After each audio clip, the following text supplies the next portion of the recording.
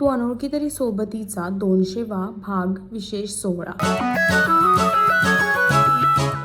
सन मराठीवरील प्रेक्षकांची लाडकी मालिका तू अनोळखी तरी सोबतीने यशस्वीपणे 200 भागाचा टप्पा घातला आहे. या खास आणि यशाच्या आनंद साजरा करण्यासाठी पूर्ण मालिकेची टीम प्रेक्षकांच्या भेटीस लाईव्ह येणार आहे. मालिकेत अर्पिता आणि समीर म्हणजेच योगिता चव्हाण आणि अंबर गणपुले यांनी प्रेक्षकांनी दिलेल्या प्रेमाबद्दल मनापासून आभार मानले आहे.